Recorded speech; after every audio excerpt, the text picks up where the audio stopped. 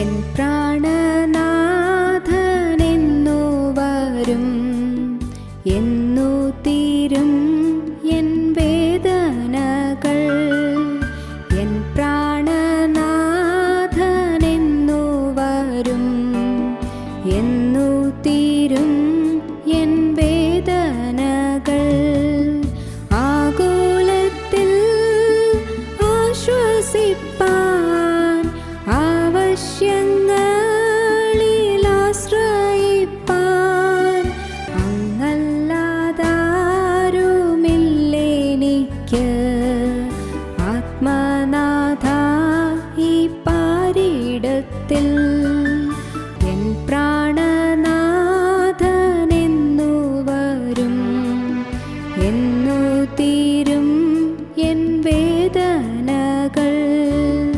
ഇന്നീഹത്തിൽ നിന്നിലല്ല ദില്ല സന്തോഷം ജീവിതത്തിൽ.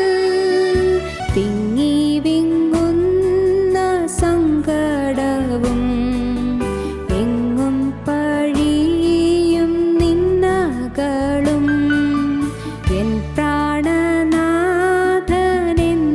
വരും, എന്നു തീരും എൻ വേദനകൾ.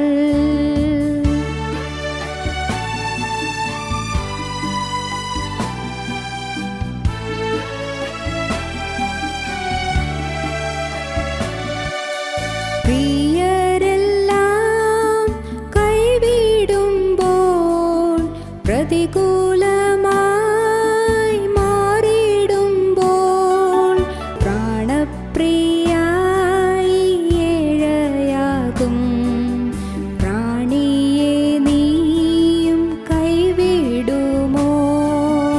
എൻ പ്രാണനാഥനെന്നു വരും, എന്നു തീരും എൻ വേദനകൾ. നല്ലതല്ലാതൊന്നുമില്ല, നീ നൽകുമെല്ലാം നന്മയല്ലോ. നിത്യത തന്നിലെത്തുവോളം നീ നടത്തെന്നെ നിൻഹിതം പോൽ. എൻ പ്രാണനാഥനെന്നു വരും, എന്നു തീരും എൻ വേദനകൾ. എൻ പ്രാണനാഥനെന്നു വരും, എന്നു തീരും എൻ വേദനകൾ.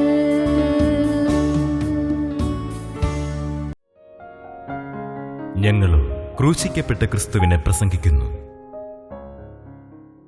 യേശുക്രിസ്തുവിൻ്റെ അതിപരിശുദ്ധമായ നാമം മഹത്വപ്പെടുമാറാകട്ടെ.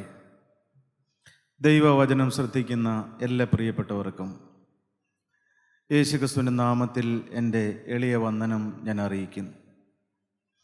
ഇന്നത്തെ അല്പനേരത്തെ ചിന്തയ്ക്കും ധ്യാനത്തിനുമായിട്ട് വെളിപ്പാട് പുസ്തകം 2-ാം അധ്യായം 4-5 വാക്യം നമുക്ക് വായിച്ചു കേൾക്കാം. എങ്കിലും നിന്റെ ആദ്യ സ്നേഹം വിട്ടുകളഞ്ഞുവെന്ന് ഒരു കുറ്റം നിന്നെക്കുറിച്ച് പറവാനുണ്ട്. യേശുക്രിസ്തുവിൻ്റെ സാക്ഷ്യവും യേശുക്രിസ്തുവിൻ്റെ വചനവും നിമിത്തം റോമൻ ചക്രവർത്തിയായിരുന്ന ഡൊമീഷ്യൻ ചക്രവർത്തിയാൽ പത്മോസ് ദ്വീപിലേക്ക് നാട് കടത്തപ്പെട്ടവനായി ഏകനായി പത്മോസ് ദ്വീപിൽ കഴിയുന്ന യോഹന്നാൻ ശ്ലീഹ ഒരു കർത്തൃ ദിവസത്തിൽ യോഹന്നാൻ ശ്ലീഹ ആത്മവിവശനായി.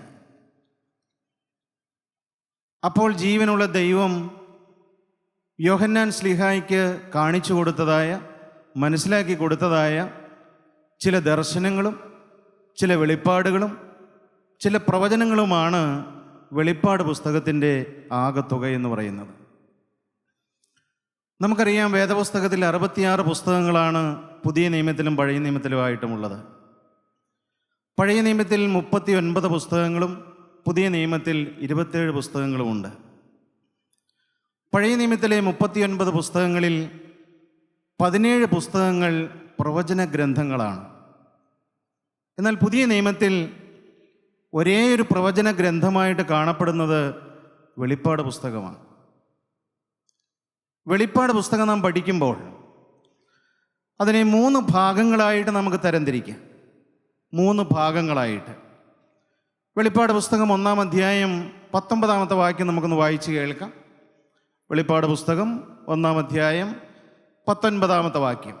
നീ കണ്ടതും ഇപ്പോഴുള്ളതും ഇനി സംഭവിക്കാനിരിക്കുന്നതും.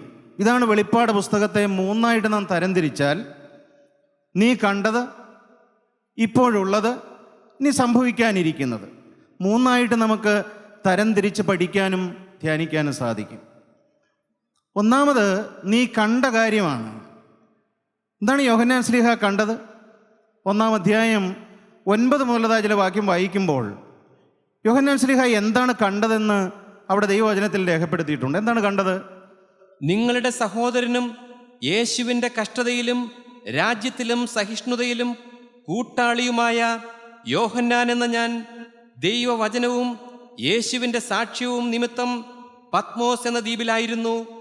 കർത്തൃദിവസത്തിൽ ഞാൻ ആത്മവിവശനായി. കർത്തൃദിവസത്തിൽ യോഹന്നാൻ ശ്ലീഹ ആത്മവിവശതയിലായി.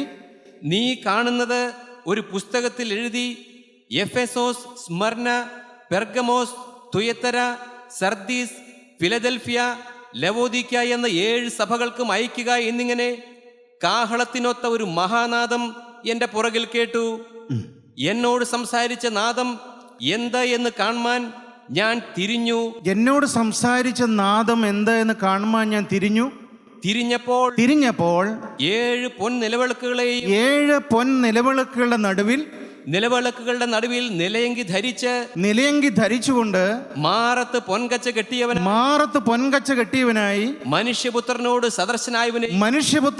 സദൃശ്യവനായവനെയും കണ്ടു. യോഹന്നാൻ ശ്ലീഹ കാണുകയാണ്. തേജസ്സുള്ളവനായ ക്രിസ്തുവിനെ യോഹന്നാൻ ശ്ലീഹ കാണുകയാണ്. അത് 1-ാമത്തെ അധ്യായത്തിലാണ്. 1-ാമത്തെ ഭാഗം അതാണ്. യോഹന്നാൻ ശ്ലീഹ കണ്ടത് തേജോമയനായ ക്രിസ്തുവിനെ യോഹന്നാൻ ശ്ലീഹ കണ്ടു. അത് 1-ാമത്തെ അധ്യായം. 2-3 അധ്യായങ്ങൾ നാം പഠിക്കുമ്പോൾ അത് ഇപ്പോഴുള്ള ചില സംഭവങ്ങളാണ്, ഇപ്പോഴുള്ള കാര്യങ്ങൾ. അതെന്താണ് കാര്യങ്ങൾ?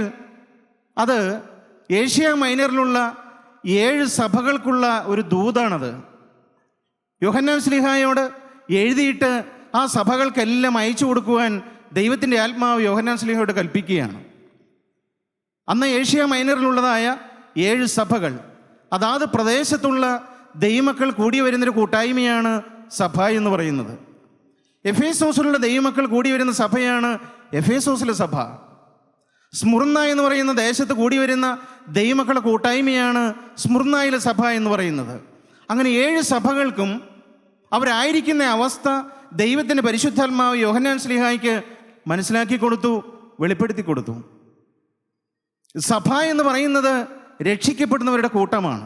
അതാണ് സഭ എന്ന് പറയുന്നത്, രക്ഷിക്കപ്പെടുന്നവരുടെ കൂട്ടം. അപ്പോസ്തല പ്രവൃത്തികളുടെ പുസ്തകം നാം വായിക്കുമ്പോൾ രക്ഷിക്കപ്പെടുന്നവരെ ദിനംപ്രതി സഭയോട് ചേർത്തുകൊണ്ടിരുന്നു എന്ന് നാം ദൈവജനത്തിൽ വായിക്കുന്നുണ്ട്. പ്രിയപ്പെട്ടവരെ, ഈ ഭൂമിയിൽ അനേകം ആളുകളുണ്ടെങ്കിലും, അനേക തരത്തിലുള്ളതായ സഭകളും കൂട്ടായ്മകളും മതങ്ങളും സംഘടനകളും എല്ലാം ഉണ്ടെങ്കിലും, ഈ ഭൂമിയിലുള്ള മനുഷ്യരെ 2ആയിട്ട് തരംതിരിച്ചാൽ 1-ാമത്തെ കൂട്ടത്തിലുള്ളവർ യേശുക്രിസ്തുവിൻ്റെ മണവാട്ടി സഭയിലെ അംഗങ്ങളാണ്. 2-ാമത്തെ കൂട്ടത്തിലുള്ളവർ അന്തിക്രിസ്തുവിൻ്റെ മണവാട്ടി സഭയിലെ അംഗങ്ങളാണ്. യേശുക്രിസ്തുവിനെ രക്ഷിതാവും കർത്താവുമായി സ്വീകരിച്ച് ഒരു മാനസാന്തരത്തിൻ്റെ അനുഭവത്തിലേക്ക് കടന്നു വരുന്ന ദൈവമക്കളാണ് യേശുക്രിസ്തുവിൻ്റെ മണവാട്ടി സഭയിലെ അംഗങ്ങൾ. പ്രിയപ്പെട്ടവരെ, നാം ഇത് കേൾക്കുമ്പോൾ ഒരു നിമിഷം നാം നമ്മുടെ ജീവിതത്തിലേക്ക് ഒന്ന് തിരിഞ്ഞു നോക്കുന്നത് നല്ലതാണ്. ഞാൻ ആരുടെ മണവാട്ടി സഭയിലെ അംഗമാണ്? അന്തിക്രിസ്തുവിൻ്റെ മണവാട്ടി സഭയിലെ അംഗമാണോ, അതെയോ ജീവനുള്ള ക്രിസ്തുവിൻ്റെ മണവാട്ടി സഭയിലെ അംഗമാണോ? ഞാൻ യേശുക്രിസ്തുവിൻ്റെ രക്തത്താൽ വീണ്ടെടുക്കപ്പെട്ട, വീണ്ടും ജനിച്ച, രക്ഷിക്കപ്പെട്ട, മാനസാന്തരപ്പെട്ട ഒരു ദൈവത്തിലാണോ ഞാൻ? I M a born again Christian. ഞാനൊരു വീണ്ടും ജനിച്ച ദൈവത്തിലാണ്. പ്രിയപ്പെട്ടവർ, നിങ്ങളുടെ ഹൃദയത്തിൽ പ്രാഗൽഭ്യമുണ്ടോ? യേശുക്രിസ്തുവിൻ്റെ രക്തം കൊടുത്ത് വീണ്ടെടുക്കപ്പെട്ട, വിലയ്ക്ക് മേടിക്കപ്പെട്ട ക്രിസ്തുവിൻ്റെ വകയായ ഒരു ദൈവ പൈതലാണ് ഞാൻ. എന്തൊരു പ്രാഗൽഭ്യമാണ്, എന്തൊരു ധൈര്യമാണ്, എന്തൊരു ഉറപ്പാണ് നമുക്ക്. ഞാൻ യേശുവിൻ്റെ രക്തത്താൽ വീണ്ടെടുക്കപ്പെട്ട ഒരു ദൈവ പൈതലാണ് ഞാൻ. അതാണ് മണവാട്ടി സഭയിലെ അംഗങ്ങൾ. അങ്ങനെ യേശുക്രിസ്തുവിൻ്റെ രക്തത്താൽ വീണ്ടെടുക്കപ്പെട്ട ദൈവമക്കളുടേതായ 7 സഭകൾക്കുള്ള ദൂത് എഴുതി അറിയിക്കാൻ യോഹന്നാൻ ശ്ലീഹായോട് പറയുകയാണ്. അതാണ് ഇപ്പോൾ സംഭവിക്കുന്നത്. അത് 2-3 അധ്യായങ്ങൾ. എന്നാൽ 4 മുതൽ 22 വരെയുള്ള അധ്യായങ്ങൾ നാം പഠിക്കുമ്പോൾ ഇനി സംഭവിക്കാനിരിക്കുന്ന കാര്യങ്ങളാണ്. അത് ഇതുവരെ സംഭവിച്ചിട്ടില്ല. എന്നാൽ മേലിൽ സംഭവിക്കാനിരിക്കുന്ന കാര്യങ്ങൾ യോഹന്നാൻ ശ്ലീഹായ്ക്ക് ദർശനത്തിൽ കൂടെ ജീവനുള്ള ദൈവം പറഞ്ഞു കൊടുക്കുകയാണ്. പ്രിയപ്പെട്ടവരെ, വെളിപ്പാട് പുസ്തകത്തിലെ പ്രവചനാത്മകമായ കാര്യങ്ങളൊന്നും പഠിപ്പിക്കുവാനോ പറയുവാനോ പ്രസംഗിക്കുവാനോ അതിനുള്ള പ്രാപ്തി എനിക്കില്ല, അതിനുള്ള അറിവെനിക്കില്ല, കഴിവില്ല. ഞാൻ അശക്തനാണ്, ഞാൻ അപ്രാപ്തനാണ്. എന്നാൽ ക്രിസ്തീയ ജീവിതത്തിൽ, നമ്മുടെ ദൈനംദിന ജീവിതത്തിൽ പ്രായോഗികമായി നമുക്ക് ചിന്തിക്കുവാനും ധ്യാനിക്കുവാനും അനുഭവിക്കുവാനും പറ്റുന്ന അനേക കാര്യങ്ങൾ ഈ 7 സഭയുടെ ദൂതന് ദൈവാത്മാവ് വെളിപ്പെടുത്തി കൊടുത്ത കാര്യങ്ങൾ നാം ചിന്തിക്കുമ്പോൾ നമുക്കത് അനുഭവവേദ്യമായി തീരുന്നതാണ്. അതിലൊന്നാമത്തെ സഭ എഫേസോസിലെ സഭയാണ്. എഫേസോസിലെ സഭയെക്കുറിച്ച് ദൈവത്തിന് വചനം പറയുന്നത് ആദ്യ സ്നേഹം വിട്ടുകളഞ്ഞൊരു സഭയെന്നാണ്. ഒരു കാലത്ത് ആത്മീയമായ നല്ല ഉത്സാഹം ഉണ്ടായിരുന്നു, നല്ല തേജസ്സിൽ നിന്നതായൊരു സഭയായിരുന്നു. സ്വർഗത്തിലെ സകല ആത്മീക അനുഗ്രഹങ്ങളും പ്രാപിച്ചൊരു സഭയായിരുന്നു. ദൈവത്തെ സ്നേഹിക്കുന്നൊരു സഭയായിരുന്നു. ഉത്സാഹമുള്ളൊരു സഭയായിരുന്നു.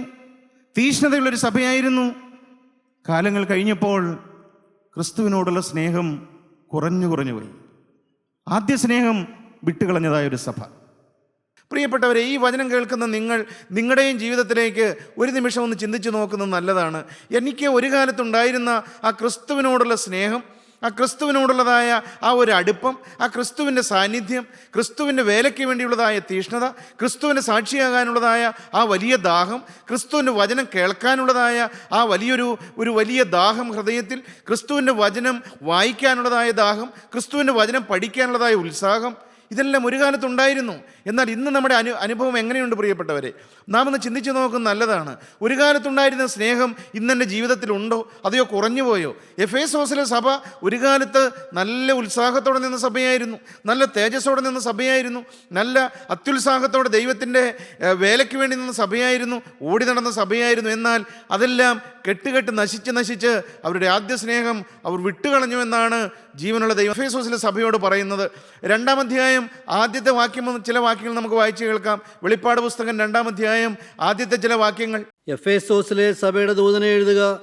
7 നക്ഷത്രം വലങ്കയ്യിൽ പിടിച്ചും കൊണ്ട് 7 നക്ഷത്രം വലങ്കയിൽ പിടിച്ചും കൊണ്ട് 7 പൊൻ നിലവിളക്കുകളുടെ നടുവിൽ നടക്കുന്നവൻ 7 പൊൻ നിലവിളക്കുകളുടെ നടുവിൽ നടക്കുന്നവൻ അരുളി ചെയ്യുന്നത്, ഞാൻ നിന്റെ പ്രവൃത്തിയും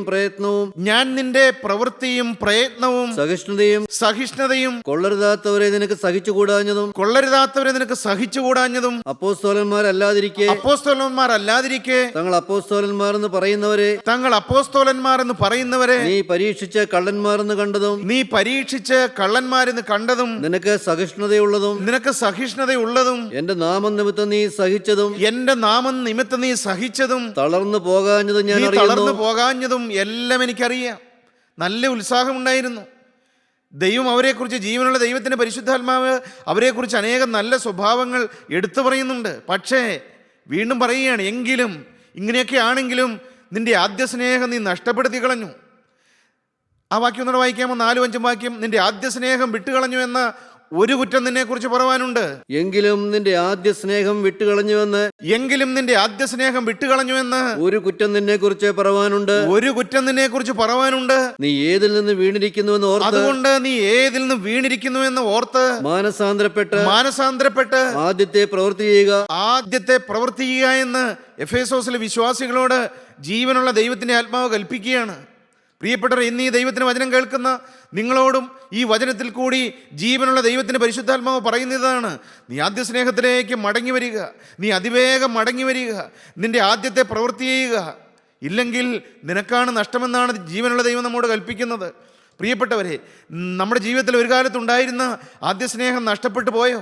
ദൈവം സൗജന്യമായി തന്ന ആ സ്നേഹവും കൃപയും അവൻ്റെ വാത്സല്യവും നാം നഷ്ടപ്പെടുത്തി കളഞ്ഞോ? ഒരു കാലത്തുണ്ടായിരുന്ന സ്നേഹം. യിരെമ്യാ പ്രവാചകന്റെ പുസ്തകം 2-ാം അധ്യായം 2-ാമത്തെ വാക്യം വായിക്കുമ്പോൾ പഴയ നിയമ സഭയെക്കുറിച്ച്, പഴയ നിയമ ഇസ്രായേലിനെ കുറിച്ച് ജീവനുള്ള ദൈവമോടെ കൽപ്പിക്കുന്ന എന്താണ്?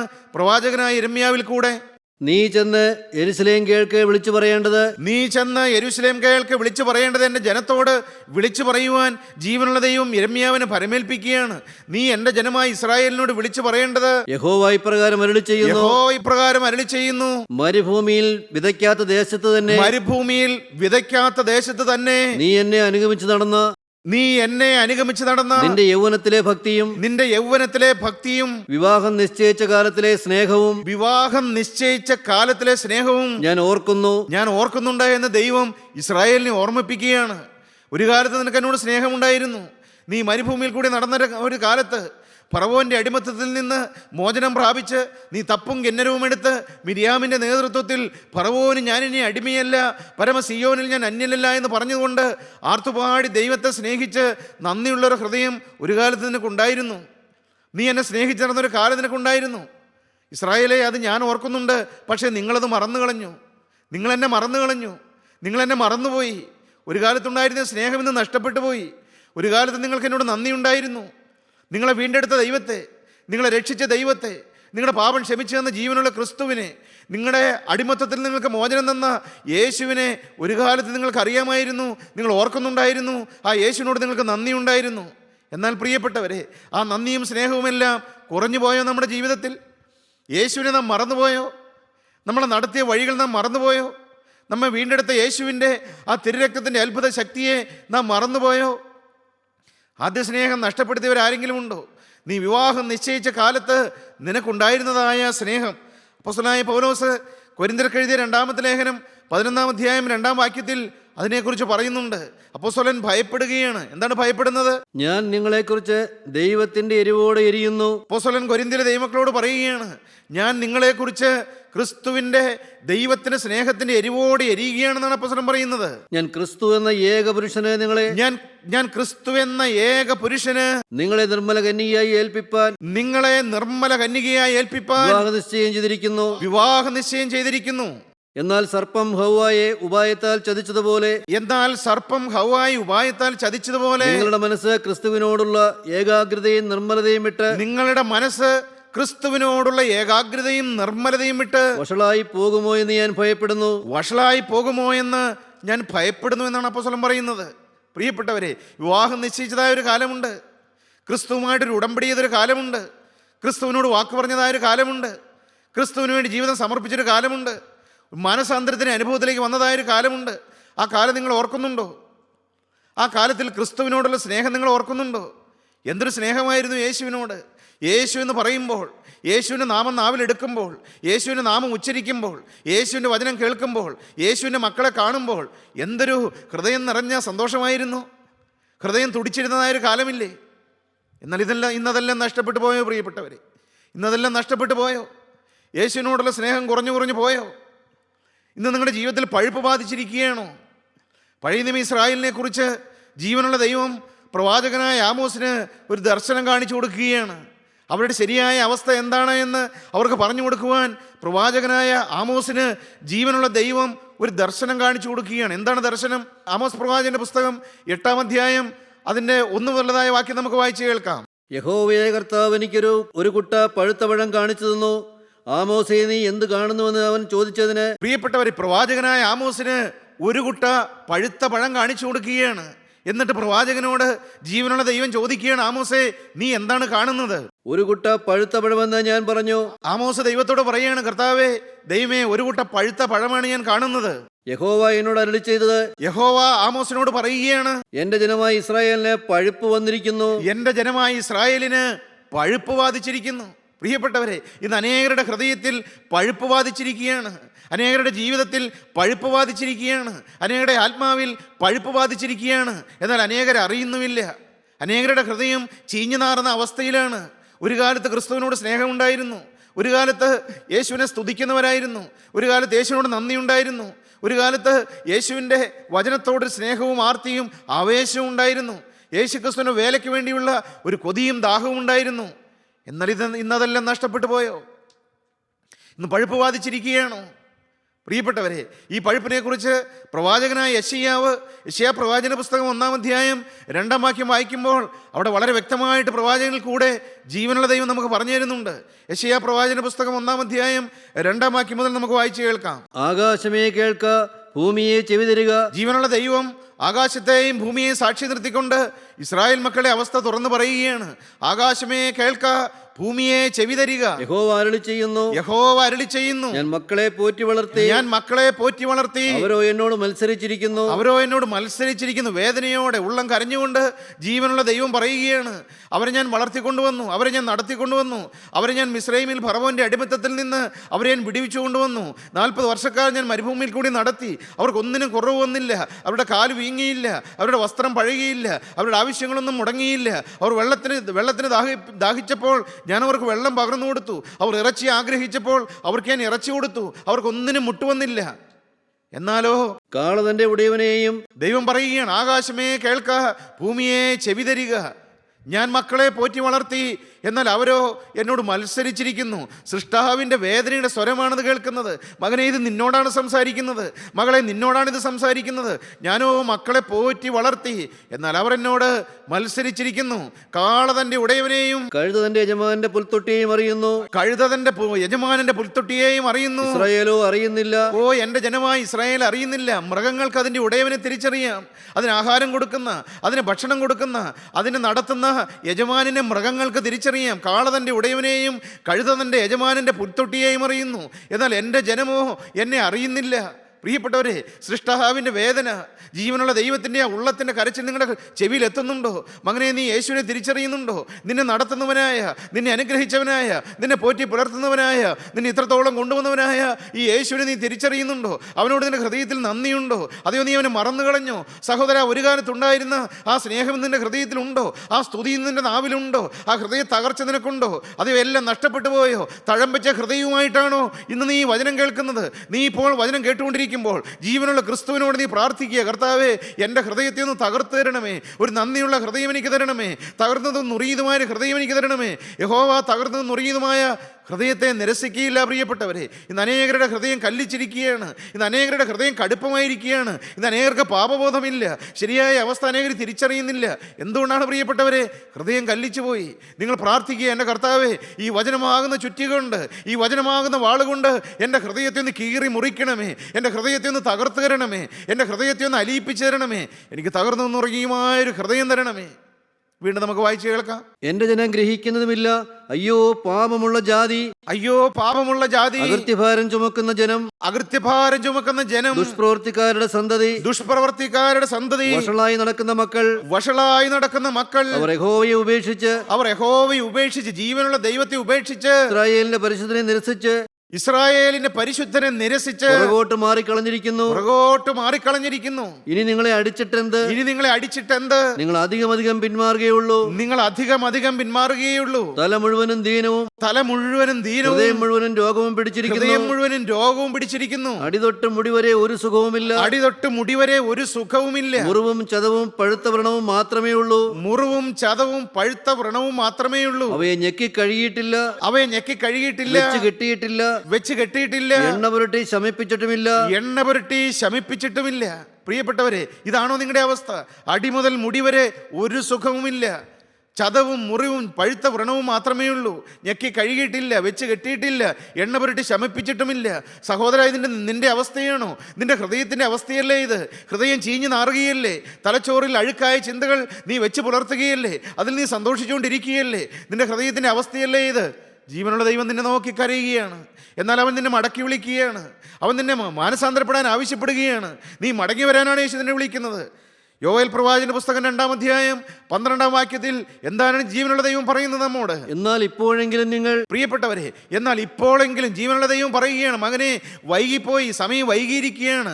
എങ്കിലും ഇപ്പോഴെങ്കിലും നിങ്ങൾ പൂർണ്ണ ഹൃദയത്തോടും ഉപവാസത്തോടും കരച്ചിലോടും കൂടെ വിലാപത്തോടും കൂടെ എങ്കിലേക്ക് തിരിവീൻ എന്നാണ് ദൈവം പറയുന്നത്. ഇപ്പോഴെങ്കിലും തിരിയുവീൻ. പിന്നെ വസ്ത്രങ്ങളെയല്ല ഹൃദയങ്ങളെ തന്നെ കീറി. വസ്ത്രങ്ങളെ അല്ല, ഹൃദയങ്ങളെ തന്നെ കീറി. പുറമേയുള്ള കാര്യങ്ങളൊന്നുമല്ല, പുറമേയുള്ള കാര്യങ്ങൾ ഒരു നീക്കുപോക്കല്ല. നിങ്ങളുടെ ഹൃദയങ്ങളെ തന്നെ കീറി, തകർന്നതും നുറുങ്ങിയതുമായ ഹൃദയത്തോടെ അലമുറയിട്ട് കരഞ്ഞുകൊണ്ട് നിങ്ങളുടെ ജീവിതത്തിലേക്ക് തിരിഞ്ഞു നോക്കിക്കൊണ്ട് എവിടെയൊക്കെയാണ് പിന്മാറ്റം സംഭവിച്ചത്, എവിടെയൊക്കെയാണ് വഴിതെറ്റിപ്പോയത്, എവിടെയൊക്കെയാണ് മാറിപ്പോയത്, ദൈവ വഴിയിൽ നിന്ന് അകന്നുപോയത് എവിടെയാണ്, ഹൃദയം തകർന്ന ഹൃദയത്തോടെ നിങ്ങളുടെ ഹൃദയങ്ങളെ തന്നെ കീറിക്കൊണ്ട് നിങ്ങളുടെ ദൈവമായ യഹോവയുടെ അടുക്കിലേക്ക് തിരുവീൻ. നിങ്ങളുടെ ദൈവമായ യഹോവയുടെ അടുക്കിലേക്ക് തിരുവീൻ. അവൻ കൃപയും കരുണയും ദീർഘക്ഷമയും മഹാദയമുള്ളവനല്ലോ. പ്രിയപ്പെട്ടവരെ, ഈ ദൈവം, നമ്മുടെ ദൈവം കൃപയും കരുണയും മഹാദയയും ദീർഘക്ഷമയുമുള്ള ദൈവമാണ്. മടങ്ങി വരാൻ നിങ്ങൾക്ക് ആഗ്രഹമുണ്ടോ? ആദ്യ സ്നേഹത്തിലേക്ക് മടങ്ങി വരാൻ നിങ്ങൾക്ക് ആഗ്രഹമുണ്ടോ? പ്രിയപ്പെട്ടവരെ, ഇന്ന് ഈ വചനം കേട്ടുകൊണ്ടിരിക്കുമ്പോൾ ജീവനുള്ള ക്രിസ്തു നിങ്ങളുടെ അടുക്കൽ വന്ന് മടങ്ങി വരാൻ നിങ്ങൾ ക്ഷണിക്കുകയാണ്, പാപത്തെ ഉപേക്ഷിക്കാൻ ക്ഷണിക്കുകയാണ്. മകനെ, നീ അതിവേഗം മടങ്ങി വരിക. ഇല്ലെങ്കിൽ അപകടത്തിലേക്കാണ് പോകുന്നത്, ഇല്ലെങ്കിൽ അനർത്ഥത്തിലേക്കാണ് പോകുന്നത്. ഇനി നീ പാപത്തെ സ്നേഹിച്ച് ജീവിക്കല്ലേ, ഇനി നീ അശുദ്ധിയിലേക്ക് പോകല്ലേ, ഇനി നീ പാപത്തിൻ്റെ ഇമ്പങ്ങളിലേക്ക് പോകല്ലേ, നീ മടങ്ങി വരിക. വിശ്വാസത്യാഗിനിയായ ഇസ്രായേലേ, മടങ്ങി വരിക എന്ന് ജീവനുള്ള ദൈവം നിങ്ങളെ ഓരോരുത്തരെയും വിളിക്കുകയാണ്. ആരെല്ലാം ആദ്യ സ്നേഹത്തിലേക്ക് മടങ്ങി വരുന്നുണ്ട്? ഇതിൻ്റെ ആദ്യ സ്നേഹം വിട്ടുകളഞ്ഞുവെന്ന ഒരു കുറ്റം നിന്നെ കുറിച്ച് പറവാനുണ്ട്. പ്രിയപ്പെട്ടവരെ, ഇപ്പോൾ യേശു ക്രിസ്തുവിന്റെ അരികത്ത് വന്ന് നിങ്ങളോട് ചോദിക്കുന്നത് എന്താണെന്ന് അറിയാമോ? നൂറ്റാണ്ടുകൾക്ക് മുമ്പ് തിബിരിയാസ് കടലിന്റെ അരികിൽ ചെന്ന് ഇതാ യേശുവിനെ വിട്ടുപോയ ശീമോൻ പത്രോസിനോട് ചോദിച്ചൊരു ചോദ്യമുണ്ട്. യോഹന്നാന്റെ മകനായ ശീമോനെ, നിനക്കെന്നോട് സ്നേഹമുണ്ടോ? പ്രിയപ്പെട്ടവരെ, ഈ ചോദ്യം നിങ്ങളുടെ കാതുകളിൽ മുഴങ്ങുന്നുണ്ടോ? യേശു നിന്നോട് ചോദിക്കുകയാണ്. മകനെ, യേശു നിന്നോടാണ് ചോദിക്കുന്നത്. യോഹന്നാന്റെ മകനായ ശീമോനെ, പിന്മാറിപ്പോയ സഹോദര, പിന്മാറിപ്പോയ സഹോദരി, യേശു നിന്നോട് ചോദിക്കുകയാണ്, നിനക്കെന്നോട് സ്നേഹമുണ്ടോ? ആ കാൽവറിയിലെ സ്നേഹം നിന്റെ അരികിലേക്ക് വരികയാണ്. ആ സ്നേഹം നിന്നോട് വാദിക്കുകയാണ്. ആ സ്നേഹം നിന്റെ അടുക്കൽ വന്നൊരു യാചകനെ പോലെ നിൽക്കുകയാണ്. മകനെ, നീ എന്നെ സ്നേഹിക്കുന്നുണ്ടോ? നിനക്ക് വേണ്ടി ജീവൻ നിന്ന് സ്നേഹിച്ച യേശു നിന്നോട് ചോദിക്കുകയാണ്, മകളെ, നീ എന്നെ സ്നേഹിക്കുന്നുണ്ടോ? നിനക്കെന്നോട് സ്നേഹമുണ്ടോ? ആരുടെ എല്ലാം ഹൃദയത്തിൽ തീരുമാനം എടുക്കുന്നുണ്ട്. നമ്മുടെ കണ്ണുകളെ ഒരു നിമിഷം അടച്ച് ആ ക്രൂശിലെ സ്നേഹത്തിലേക്ക് നമുക്ക് നോക്കാം. നമ്മുടെ മുമ്പിൽ വന്ന് നിന്ന് അണിപ്പാടുള്ള കരം നീട്ടി നമ്മളോട് കെഞ്ചുന്ന ആ യാചകനായ യേശുവിൻ്റെ മുമ്പിൽ നമ്മുടെ ജീവിതം സമർപ്പിക്കുന്നുണ്ടോ? ആദ്യ സ്നേഹത്തിലേക്ക് ആരെല്ലാം മടങ്ങി വരുന്നുണ്ട്? മകനെ, യേശു നിന്നെ സ്നേഹിക്കുന്നു, യേശു നിന്നെ വിളിക്കുന്നു. നിന്റെ ക്രൂശിൻ ചൂട്ടിലേക്ക് യേശുവിനെ നിന്നെ വിളിക്കുന്നു. അവൻ്റെ ക്രൂശിൻ ചൂട്ടിലേക്ക് യേശു നിന്നെ വിളിക്കുന്നു. അവൻ്റെ സ്നേഹത്തിൻ്റെ മാടി വിളിക്കുന്നു. ആ സ്നേഹം നിന്നിലേക്ക് പകരുവാൻ യേശു നിന്നെ സ്നേഹത്തോടെ വിളിക്കുന്നു. ഓടി വരിക ക്രൂശിൻ ചൂട്ടിലേക്ക്, ഓടി വരിക ക്രൂശിൻ ചൂട്ടിലേക്ക്. യേശു നിന്നെ അനുഗ്രഹിക്കട്ടെ, യേശു നിന്നെ തൊടട്ടെ, യേശുവിൻ്റെ കൃപ നിന്റെ മേൽ പകരട്ടെ, യേശു നിന്നെ സ്നേഹത്താൽ നിറയ്ക്കട്ടെ, ആദ്യ സ്നേഹത്തിലേക്ക് യേശു നിന്നെ മടക്കി വരുത്തട്ടെ. നമ്മുടെ ജീവിതം നമുക്ക് സമർപ്പിക്കാം, നമുക്ക് പ്രാർത്ഥിക്കാം. കരുണയുള്ള ഞങ്ങളുടെ സ്വർഗീയ പിതാവേ, ഈ നല്ല ദിവസത്തിനായി ഞങ്ങൾ നിന്നെ സ്തുതിക്കുന്നു. അവിടുത്തെ സ്നേഹത്തിലേക്ക് ഞങ്ങൾ മടക്കി വരുത്തുന്നതിനായി ഞങ്ങൾ നിന്നെ സ്തുതിക്കുന്നു. ഞങ്ങളോട് സംസാരിച്ച ആ സ്നേഹത്തിൻ്റെ വാക്കുകൾക്കായി ഞങ്ങൾ നിന്നെ സ്തുതിക്കുന്നു. കർത്താവെ, ഞങ്ങളെ അനുഗ്രഹിച്ചതിനായി ഞങ്ങൾ നിന്നെ സ്തുതിക്കുന്നു. ഈ വചനം കേട്ട എല്ലാ മക്കളെയും അവിടുന്ന് അനുഗ്രഹിക്കണമേ. തന്ന നന്മകൾക്കും അനുഗ്രഹങ്ങൾക്കുമായി സ്തോത്രം. യേശു ക്രിസ്തുവിൻ്റെ പരിശുദ്ധമായ നാമത്തിൽ തന്നെ, ആമേൻ.